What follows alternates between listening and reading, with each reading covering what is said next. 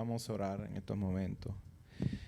Dios bueno, Dios de toda misericordia, Dios de toda verdad, reconocemos, Señor, nuestra fragilidad. Reconocemos, Señor, que en muchas maneras nuestro pecado está en la cruz, estuvo en la cruz. Señor, y te pedimos perdón y te rogamos que nos ayudes a llenar nuestra cabeza, nuestros corazones de la majestuosidad, de la hermosura de tu santidad en tu Hijo Jesús. Gracias por Jesucristo. Gracias, Dios, que nos has dado tu Hijo. Un niño vimos nacer y este niño es tu Hijo, quien estuvo entre nosotros. Te damos gracias por él. Dios, te rogamos por aquellos que están enfermos, por aquellos, me uno a la oración de mi hermano Roberto para que tú, Dios, proveas sanidad y proveas confortamiento a sus vidas. Dios, te rogamos por la fortaleza para la vida de Jenny y Frankie también, por esta pérdida que han tenido, Dios. Y te rogamos, Padre, que tú sigas trayendo vida, fortaleza, estabilidad a cada uno de nosotros, Señor, en Cristo Jesús. Gracias, Dios. Te rogamos esto. Amén, amén. Pueden tomar asiento, hermanos. Qué bendición poder estar en la casa del Señor y estar tranquilos y gozosos de lo que Dios está haciendo, a pesar de las cosas que nosotros a veces no nos damos cuenta. Dios está obrando, Él está en control desde los cielos, Él es soberano sobre todo principado, sobre toda potestad, y Él nos lleva a más y más, por medio de su Espíritu, a conocer esta verdad en la persona de Jesucristo. Él es nuestro Señor y a Él nos postramos en esta hora cuando queremos escuchar en la mesa del Señor su palabra, queremos escuchar su voz. Una de las cosas que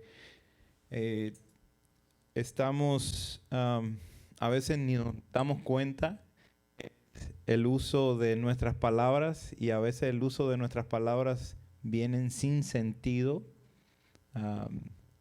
Decimos vamos a salir para afuera, como si se pudiera salir para adentro. Decimos cosas así en muchas maneras en contrasentido. Y esto en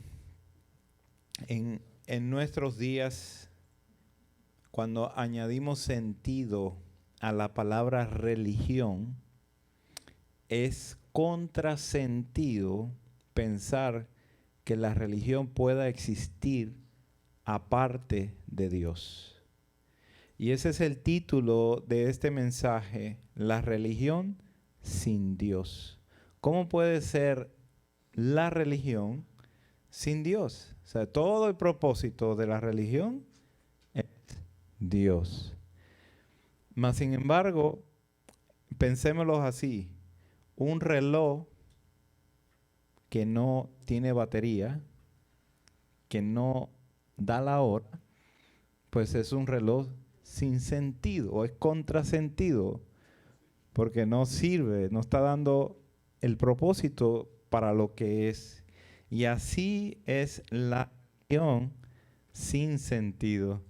Así que vamos a ver eso en este día. No, ok. Voy a cambiar de micrófono porque tengo problemas con este.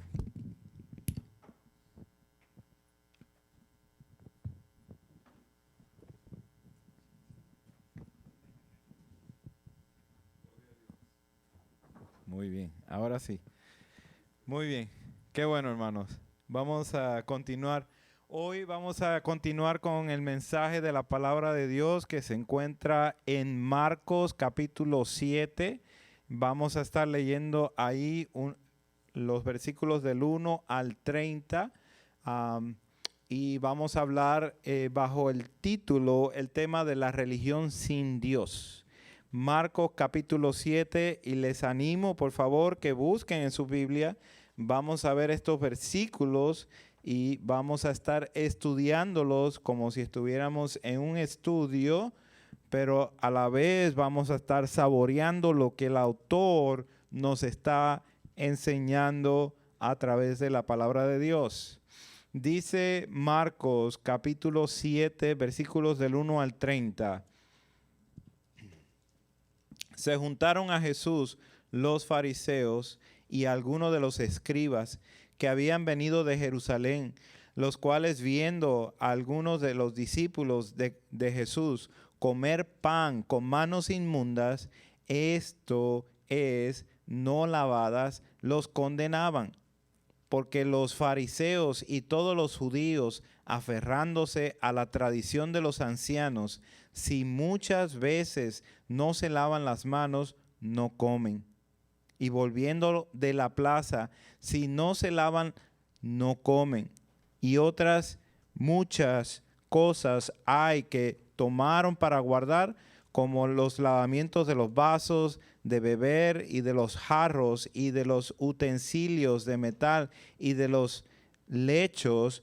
Le preguntaron pues los fariseos y los escribas: ¿por qué tus discípulos no andan conforme a la tradición de los ancianos, sino que comen pan con manos inmundas? Respondiendo él les dijo: hipócritas, bien profetizó de vosotros Isaías, como está escrito: este pueblo de labios me honra, mas su corazón está lejos de mí, pues en vano me honran, enseñando como doctrinas mandamientos de hombre.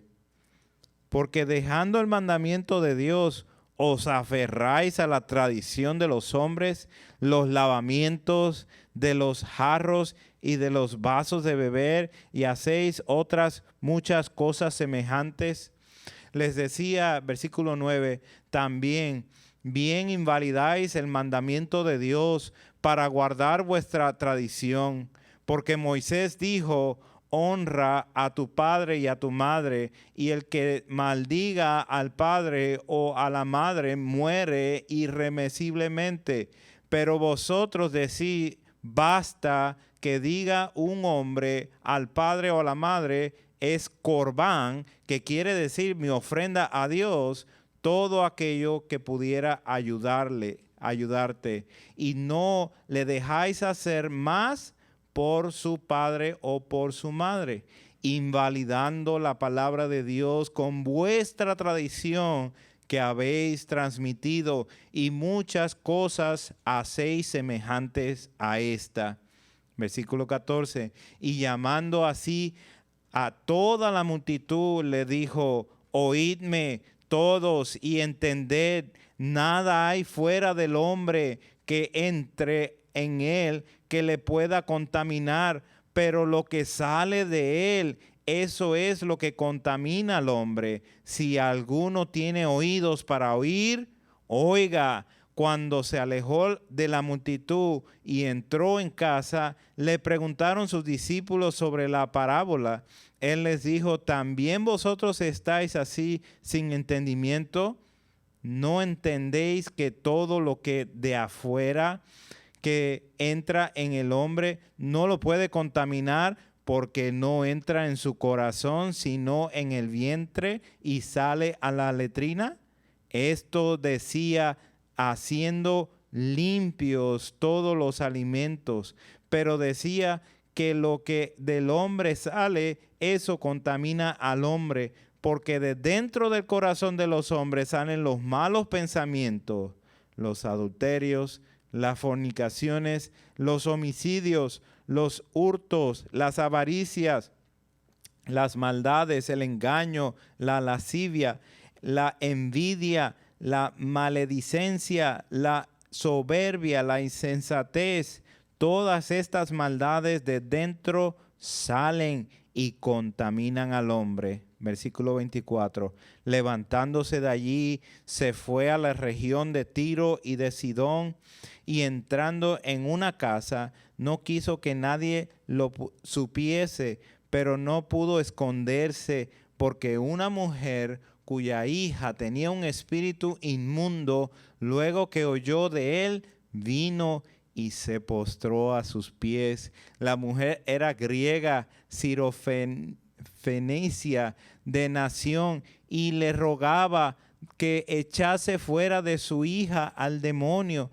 Pero Jesús le dijo: deja primero que se sacien los hijos, porque no está bien tomar el pan de los hijos y echarlo a los perrillos. Respondió ella y le dijo: sí, Señor, pero aún los perrillos debajo de la mesa comen de las migajas de los hijos. Entonces le dijo: por esta palabra, ve, el demonio ha salido de tu hija. Y cuando llegó ella a su casa, halló que el demonio había salido y la hija acostada en la cama. Palabra de Dios. Hoy vamos a ver 3 correcciones de Jesús que hace en este pasaje para que nosotros podamos vivir por la pureza del Evangelio. Que nuestro enfoque sea cómo el Evangelio debe ser vivido en las etapas que estamos en nuestra vida. Jesús confronta la falsa adoración. Y eso es lo que vemos aquí en los versículos del 1 al 13, la primera sección de este pasaje. Jesús confronta la falsa adoración. Había apartado de la deshonra asociada con tocar algo prófano. Esto es, según la tradición de los judíos, ellos tenían que lavarse las manos de una forma ceremonial. De una forma que tenían que hacerlo con la parte de arriba apuntando hacia arriba, y luego con la palma también apuntando hacia arriba. Tenían que hacer diferentes cosas para poder comerse el pan, porque habían tocado muchas otras cosas y eso era algo prófano. Eso era algo que no era bueno para la religión de ellos, para seguir la tradición de estos religiosos. El juicio no tiene que ver si se lavaron las manos o no, tiene que ver que no siguieron la ceremonia que estaba establecida por los ancianos, por los líderes religiosos de aquel tiempo. La religión que condena en este caso está basada en reglamentos de hombres. Y eso es lo que nuestro Señor está confrontando en el corazón de ellos. Versículo 6 dice: hipócritas, bien profetizó de vosotros Isaías, como está escrito: este pueblo de labios me honra, mas su corazón está lejos de mí. Hipócritas es una palabra que se traduce como no íntegro, como apropiadamente un actor, alguien que está disimulando algo. Ellos solo buscan hacer cosas mecánicas. Jesucristo los confronta diciéndole: ustedes son unos hipócritas.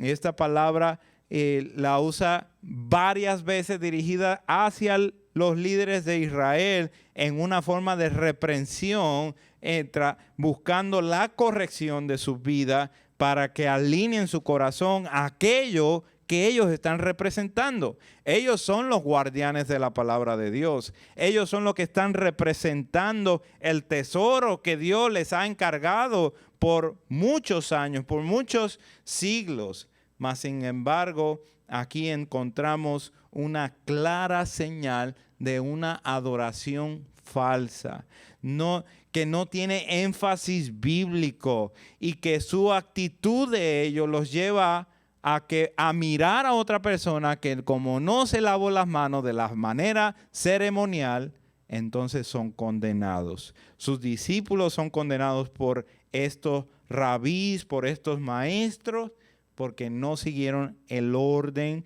las ordenanzas, los reglamentos que ellos tenían.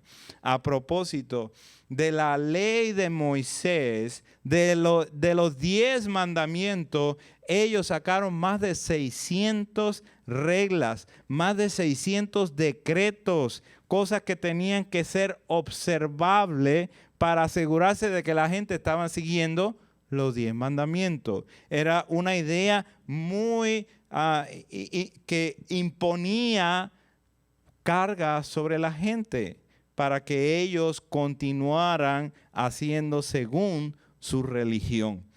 Primero los acusa de abandonar el mandamiento de Dios. Esto es lo que hace Jesucristo, diciéndole, ustedes no están siguiendo el mandamiento de Dios, y ahora expone su hipocresía. Eso lo vemos en el versículo 9. ¿Cómo expone la hipocresía de los líderes de Israel? Le dice versículo 9, bien invalidáis el mandamiento de Dios para guardar vuestra tradición.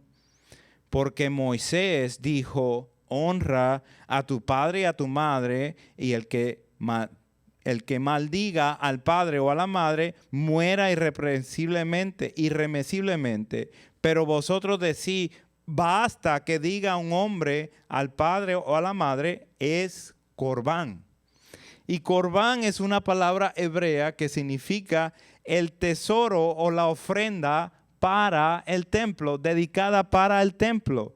Esa ofrenda o ese tesoro es algo que estaba en la Escritura como una de las cosas que debían de hacer. Mas, sin embargo, los fariseos y los líderes religiosos habían tomado esa idea como una excusa para no atender a su propia familia, para no atender a sus padres, a quien ellos debían de sostener económicamente. Para los fariseos y escribas que tiene muy alto la ley, ellos están dejando de hacer la ley cuando no procuran por sus padres o por su madre e invalidan la palabra de Dios, buscando primero llevar a cabo su tradición. Aquí hay un problema que choca mucho a estos líderes religiosos. Hay un problema que ellos no están haciendo o procuran para sus propios bienes. En el contexto en que estamos, los líderes religiosos les parece bien no atender, que la gente no atienda a sus padres, invalidando este mandamiento, el quinto mandamiento, que se trata de amar, se trata de traer reverencia y se trata de sostener económicamente a los padres. Mas, sin embargo, esa es la excusa. La excusa es, tenemos dinero, sí, pero lo tenemos para corbán, lo tenemos para el tesoro del templo, lo tenemos para las cosas que están haciendo los líderes religiosos. Invalidan la palabra de Dios, el quinto mandamiento, porque la ofrenda para el templo es más importante que seguir todos los mandamientos. Ahora volvamos a leer versículo 13. Dice, invalidando la palabra de Dios con vuestra tradición. ¿Por qué vas a permitir ser influenciado por otra cosa que no sea la palabra de Dios? ¿Por qué vas a permitir que la tradición te lleve a romper la ley de Dios? ¿Acaso no hemos visto los desastres espirituales que tiene un pueblo cuyo está basado en una tradición y no en la palabra de Dios? ¿Acaso no puedes observar que las páginas de la Escritura y tu religión de tus padres no tienen congruencia? Hablo tanto de católicos como protestantes, de cualquier otra religión. ¿Cómo está basada en la Escritura? ¿Cómo está basada en la ley de Dios? ¿Y cómo está basada para llevarla de acuerdo a las páginas de este libro? Hoy debes de abandonar, hoy debes de tratar esto como una maldición para tu vida si es que has caído o continúas cayendo bajo la idea de tradiciones de seres humanos, quitando así o invalidando la palabra de Dios. Hoy debes de abandonarla, aunque te haga sentir cosas bonitas estas tradiciones, aunque te haga sentir que de verdad es algo que es bueno para ti, mas sin embargo debemos de poner todas nuestras experiencias a la luz de la Escritura y ver si verdaderamente es congruente. Si algo es congruente es que va a ser empate, va a ir de igual manera, va a hacer sentido. Esa religión tiene sentido porque está hacia Dios, está mirando los fines de Dios, está involucrado en el reino de Jesús, está usando los recursos que tiene el Espíritu Santo para ser llenos de la hermosura de nuestro Señor. El Jesús de la Escritura confronta la falsa adoración. Estos líderes religiosos acarrean más condenación. Note que Jesús está dirigiendo a los líderes religiosos. Y esta primera parte, este va a ser el enfoque. Hay algo que implica y debemos de aplicar a nuestras vidas por ese enfoque que tiene. Pero primordialmente esta sección va dirigida a condenar a los líderes religiosos que están encargados de proclamar, enseñar la palabra de Dios y lo que hacen es traer tradiciones, atraer formas mecánicas de adoración. Santiago 3:1 dice: hermanos míos, no os hagáis maestros muchos de vosotros, sabiendo que recibiremos mayor condenación. La palabra de Dios contiene muchas advertencias de personas que en una iglesia, en una asamblea, se levantan para hablarles a la asamblea en el nombre del Señor, cuando el Señor no ha dicho. Me dirijo a los pastores, me dirijo a los sacerdotes y a los líderes religiosos de la actualidad. ¿Quién se pone al frente para hablar en el nombre del Señor y no proviene de la Escritura lo que está hablando y no está interpretado correctamente lo que está hablando? Recibirá mayor condenación. Esto está en las páginas de la Escritura con una gran advertencia para que cada uno de nosotros tengamos temor de lo que aún vamos a decir o de lo que yo estoy diciendo a ustedes.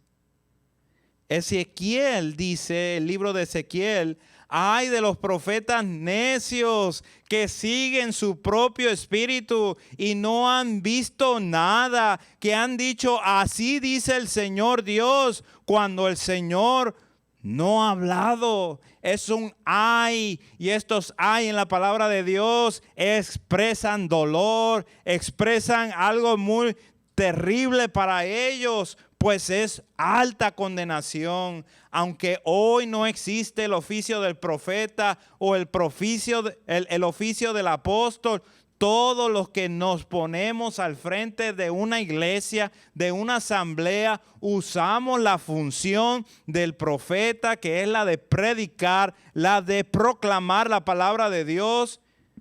Lo tenemos que hacer con la palabra viva, con la palabra del Señor, y debemos de interpretarla correctamente para poderla enseñar y no caer bajo condenación cuando estamos dirigiendo falsamente una adoración, cuando estamos dirigiendo erróneamente a adorar otras cosas. Los líderes de Israel invalidaron la palabra de Dios para su propia conveniencia. ¿No les suena de igual manera lo que sucede hoy día? Cuando vivimos en una generación de víboras que están buscando para ellos mismos hacer dinero usando la palabra de Dios para su provecho. Pablo nos explica esto y nos exhorta en los últimos días, o más bien en estos tiempos, que vendrá tiempo cuando no nos soportarán la sana doctrina. Cuando Timoteo esté predicando ahí en el lugar donde Pablo lo puso para predicar, vendrán tiempos cuando no soportarán la sana doctrina, sino que teniendo comezón de oído, conforme a sus propios deseos, acumularán para sí maestros y apartarán sus oídos de la verdad y se volverán a los mitos. Segunda de Timoteo 4, 3 y 4. Esa es la corriente que estamos viviendo. Esa es la corriente de muchos lugares donde se han levantado líderes y la gente les aplaude a sus ocurrencias, a sus sueños que han tenido y a sus visiones, todas falsas, para dirigir a un pueblo a mayor condenación y ellos mismos recibiendo mayor condenación. Tanto el oyente que sigue a un líder religioso, quien no está conforme a la palabra de Dios, como el predicador, falso maestro que les enseña para sus propios deseos, está bajo condenación, y el maestro que acarrea mayor condenación por haber hablado en el nombre del Señor sin estar de acuerdo a la palabra de Dios. No puede haber religión sin Dios. No puede haber religión sin este libro, sin la palabra de Dios. Todo lo demás que hagamos no va a tener sentido. La función del centinela, del atalaya, que es descrito en los libros de los profetas Ezequiel, Jeremías, es para avisar al pueblo cuando viene un ejército con espadas para matar. Este atalaya, centinela, está en una torre donde puede ver a lo largo y puede observar, vigilando, si va a venir alguien a traer terror al pueblo donde se encuentra. Ese oficio se traduce hoy día como la predicación. Ese es el oficio de proclamar las verdades de Dios y advertir al pueblo cuando viene todo ese ejército, cuando viene la destrucción sobre ellos. Dios es muy fuerte con el uso de su palabra. Dios es muy fuerte con estos centinela atalayas y va a poner la sangre de todos aquellos que perdieron sus vidas, perdieron sus almas por el asunto de que no advirtieron cuando venía el enemigo. Es terrible. La responsabilidad es muy alta y vivimos en un tiempo donde esto se da en todo momento, donde se explica la palabra de Dios como si fuera cualquier cosa, donde se enredan en cualquier teoría porque se les vino un sueño a la cabeza, una imaginación, y de ahí sacaron conclusiones. Vamos a tener 3 consecuencias por esta falsa adoración que viene siendo provocada por la religión y sus líderes que no están sujetos a la palabra de Dios. 3 consecuencias. 1, nuestra adoración se vuelve mecánica. Cuando esta falsa adoración, cuando esta falsa enseñanza está siendo llevada a nuestras vidas, nuestra adoración se vuelve algo mecánico. No hay corazón en él. Nuestra preocupación por los demás no es genuina, porque vamos a buscar para nuestros propios intereses, no para los demás. Y número 3, nos vamos a llenar de justicia propia, que eso es lo más terrible que tenemos en nosotros, que está incrustado en nuestros corazones. Nuestro ego se eleva tanto por la justicia propia, porque creemos que porque hacemos estas cosas es que entonces Dios nos va a bendecir, porque creemos que de alguna manera Dios tuvo que ver algo muy bueno en nosotros para entonces ser bendecido. Esta justicia propia quita la verdad del evangelio, quita la pureza del evangelio. Hermano, Cristo Jesús murió en la cruz del Calvario por tu justicia propia, que es pecado. Vamos a escudriñar las Escrituras a ver si los supuestos guardianes de la palabra de Dios están hablando la palabra de Dios. Eso necesitamos estar haciendo. Incluso aquí, cuando estamos nosotros predicando o enseñando la palabra de Dios, escudriñemos la palabra de Dios para llevarla a ver si verdaderamente aquello que dijo el hermano es verdadero. Jesús no solamente confronta la falsa adoración, pero la corrige. Y eso es lo que vemos ahora en los versículos 14 en adelante. Este es el segundo punto. Jesús corrige cuál es el punto de la religión. Noten el versículo 14 que Jesús cambia de audiencia. Siga ahí el pasaje, hermano. En el versículo 14 Jesús cambia de audiencia. Él estaba dirigiéndose a los escribas y fariseos. Ahora está llamando a toda la multitud. Y esto es muy importante que sigamos el orden que nos está presentando Marcos para que nosotros podamos entender. Dice, su llamado para todos en la multitud es: oídme todos y entended.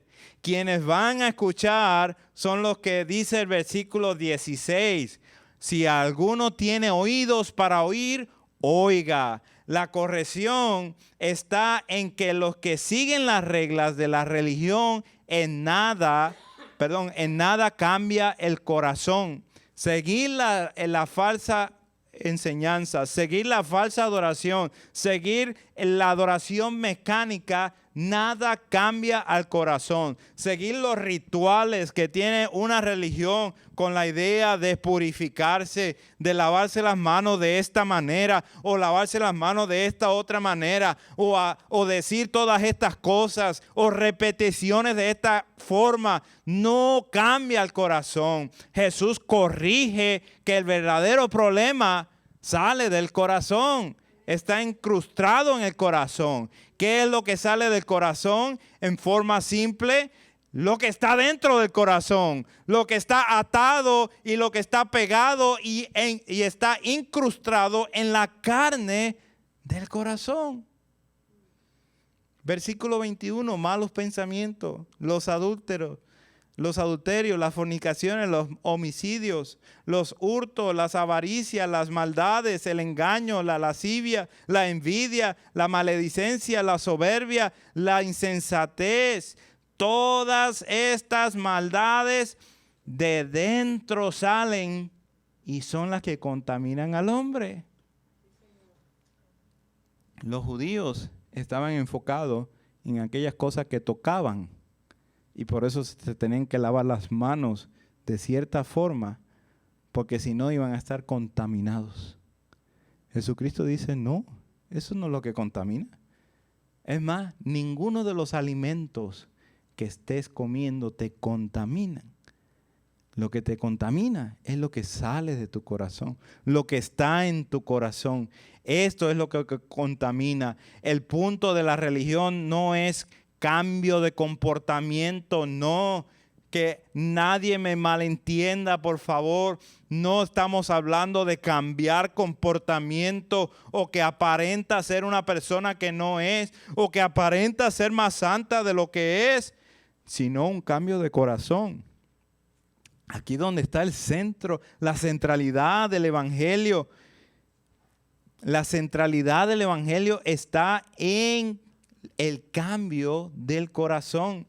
El punto de la religión no es el cambio de comportamiento, sino el cambio de corazón.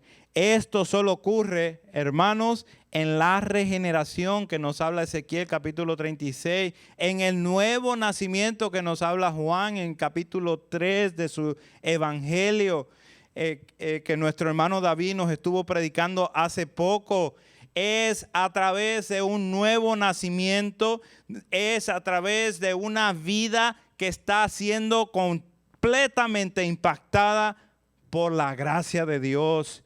Entonces, ¿cuál es el punto de las prácticas y tradiciones hacia una naturaleza pecaminosa del corazón humano que no puede ser arrancada de nosotros porque estamos espiritualmente hablando o estábamos muertos sin capacidad ninguna de poder entender y de conocer nuestra situación para ir delante de Dios? Y por ende no puede entender. Esta persona no puede entender. Jesús corrige a la multitud luego que los que tienen oídos para que oigan. ¿Y quién les explicó la corrección fue a sus discípulos? Ahora la audiencia se vuelve en sus discípulos. Estaba hablando con los fariseos, luego la multitud, y luego hace una especificación: los que tienen oídos para oír, oigan. Y ahora son los discípulos. Versículo 17, cuando se alejó de la multitud y entró en la casa, le preguntaron sus discípulos sobre la parábola. Jesús llegó a rescatarlos como Salvador, aún de sus propias creencias. Él vino a rescatarlos de los fuertes vientos de su propia imaginación. No perdamos eso en cuenta. No perdamos el norte. El evangelio es poder de Dios para salvación. No solo hemos recibido el perdón de pecados por medio de la sangre de Cristo, sino que hemos recibido el poder de parte de Dios. Hemos sido capacitados para arrancarnos y hacer morir el pecado que mora en nuestros cuerpos. ¿Quieres ver el poder de Dios en acción? Mira a una persona que escucha y se preocupa por entender la palabra de Dios, que se esmera por recibirla, que no puede esperar hasta el próximo domingo para estar en la iglesia y poder compartir con los hermanos en armonía y buscar un verdadero sentir de que Dios está hablando a su vida. Ahí vas a ver el poder de Dios. Vas a ver una persona que ha dicho no a su propio ser, se ha tratado de separar de su orgullo y de su propia justificación y busca de manera preciosa que Cristo sea exaltado en su vida. Marcos no solamente nos demuestra a Jesús confrontando la falsa adoración, sino que corrige cuál es el punto de la religión. La religión no va a quitar estas cosas de este corazón que está completamente contaminado con maldad. No lo va a hacer, al menos que sea el Espíritu de Dios que regenere a esa persona. Solamente Cristo tiene ese poder para hacerlo. Solamente Cristo es el que se sube a la cruz para que esos pecados sean perdonados, para que Él, capacitando a la persona, pueda hacer morir todos esos pecados en su vida. Ese es el milagro de Dios. Ese es el poder de Dios. Ese es el evangelio que nosotros estamos enfatizando en el nombre del Señor. Y por último vemos la tercera sección, tercer punto. Jesús exhibe cuál es el modelo de un creyente. Primero, confronta los falsos. Segundo, corrige. No se trata de que si vas a hacer o no vas a hacer. Se trata de que si vas a ver un corazón cambiado. Eso es la religión. Y tercero, trae una exhibición. Un modelo de un creyente. Los versículos 24 en adelante. El tema de limpio y no limpio continúa en Marcos. En el versículo 25 habla acerca del espíritu inmundo. En el versículo 27 y 28 habla de los perrillos. Y estos perrillos son asociados con inmundo, con inmundicia. Este pasaje comienza con el pan. Y eso es lo que están comiendo los discípulos con supuestas manos inmundas, y termina echando el pan de los hijos a los perrillos. Tengamos eso en nuestras mentes. Los religiosos no aceptan que ellos son impuros y dejan que sus palabras y acciones demuestren lo que está dentro de su corazón. Ahora aparece una mujer con una hija poseída de un espíritu inmundo. Esta mujer va a hacer contraste a los líderes religiosos. Esta mujer va a hacer contraste con todo el gobierno de Israel. Ahora aparece el modelo de un creyente verdadero. Versículo 26, la mujer era griega de la región de Fenicia, esto es en Siria. Mateo la describe como una descendiente de cananea. Marcos nos presenta la realidad de una madre que solamente tiene un recurso para salvar a su hija que está poseída por el demonio. Ella tiene un problema serio con su hija y va a buscar a Jesús. Observe el versículo 25, al final. Luego que oyó de él. Eso tenemos que como que leerlo más lento. Luego que oyó de él, hubo una respuesta de ella. Vino y se postró a sus pies. Mateo recuerda las palabras de cómo se dirigió a Cristo esta mujer, quien clamaba diciéndole, Señor, Hijo de David. Eso lo dice Mateo capítulo 15, versículo 22. Señor, Hijo de David, ten misericordia de mí. Mi hija está gravemente atormentada por un demonio. Ahora regresemos, mantengámonos en Marcos. Jesús le responde en el versículo 27, deja primero que sacien los hijos, porque no está bien tomar el pan de los hijos y echarlo a los perrillos.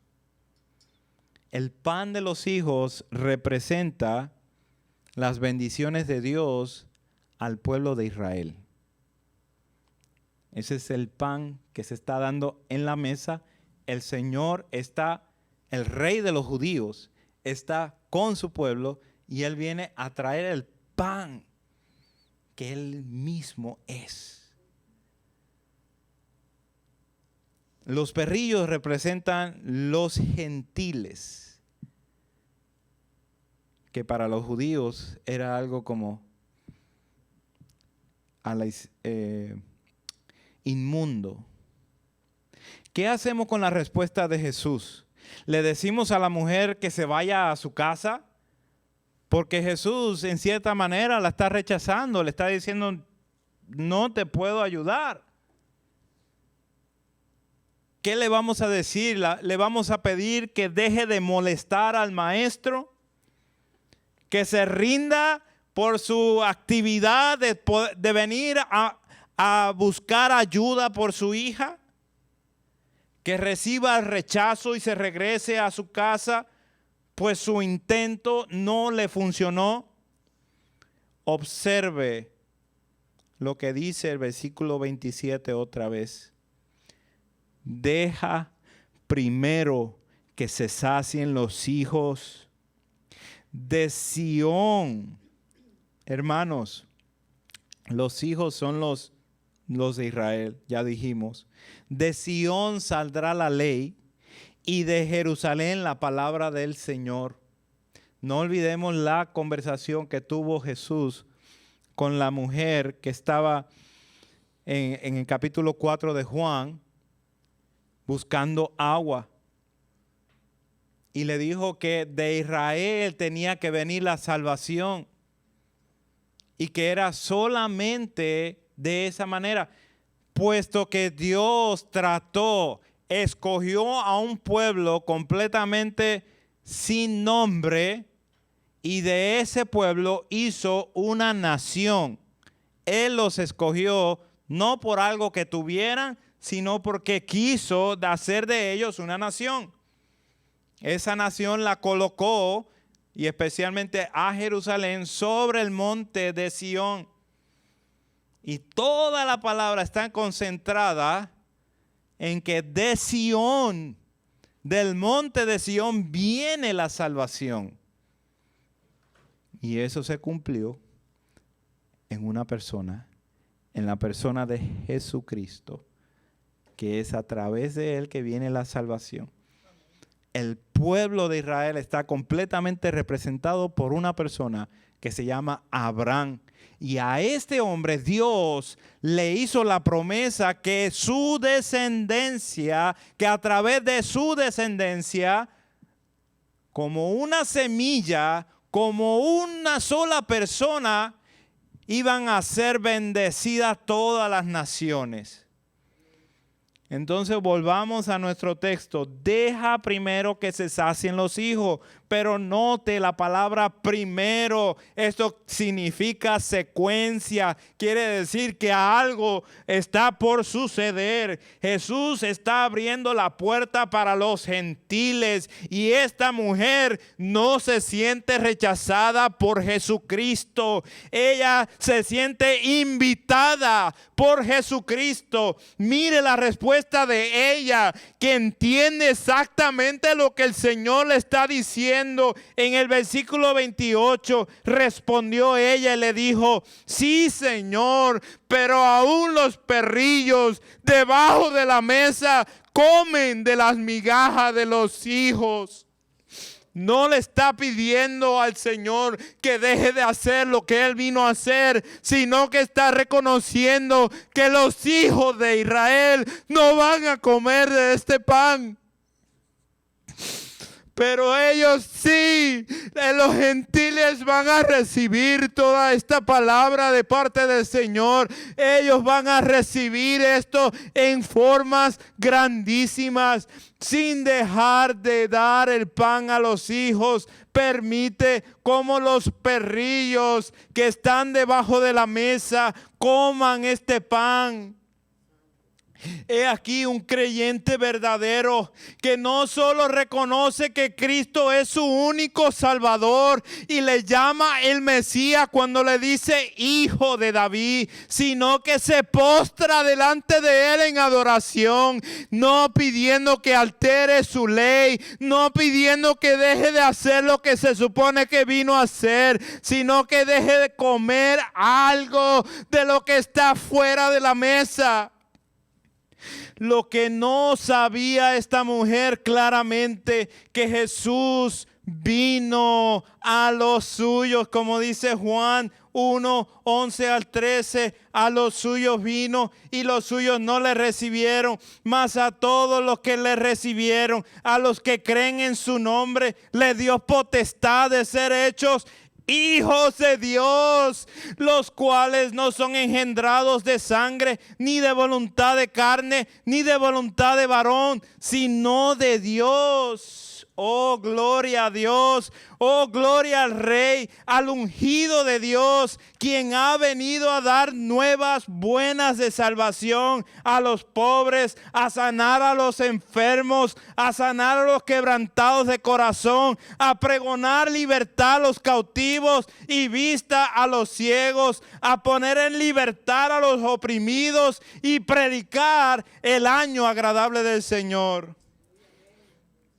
Te pregunto, ¿has entendido el llamado del Señor? Estás aquí escuchando la palabra de Dios y Dios te ha dicho, oíd y entiéndeme. ¿Has entendido el llamado del Señor? ¿Andas buscando entender las maravillas de este libro? ¿Estás convencido, convencida de la realidad de que Dios envió a su único Hijo aquí a la tierra para proporcionar un solo nombre a los seres humanos para que podamos ser salvos de la ira de Dios? ¿Te has convencido de eso? ¿Te has convencido que verdaderamente Dios lo resucitó de entre los muertos? Confiésalo con tu boca. Confiesa con tu boca que Él es tu Señor. Confiesa con tu boca que y tus manos, con tus acciones, confiesa que Cristo es tu Señor. En conclusión, en ningún otro hay salvación, porque no hay otro nombre bajo el cielo dado a los hombres en quien podamos ser salvos. Cristo es el Alfa y el Omega, el único Salvador de los hombres, el único que se subió al madero para morir por los pecadores, el único que resucitó de entre los muertos. Rindámonos hoy a Cristo. Él es el único recurso verdadero para la religión. Él es el único recurso verdadero para una verdadera adoración. Vivamos para Él como una adoración continua, para que Él sea exaltado en todas las cosas que hagamos. Los verdaderos adoradores adorarán al Padre en espíritu y en verdad, porque también el Padre, tales adoradores, buscan que le adoren. Él es digno de nuestra vocación. Oremos. Señor, te damos la gloria y la honra porque tú eres bueno y tu misericordia grandísima. Ayúdanos a ser convencidos de tu realidad, a vivir confrontando la falsa adoración, a vivir convencidos de cuál es la verdadera religión, el verdadero evangelio que cambia y transforma. Y ayúdanos, Dios, a ser verdaderos creyentes, adoradores para ti, que nos rindamos para ti hoy y siempre. En Cristo Jesús oramos. Amén.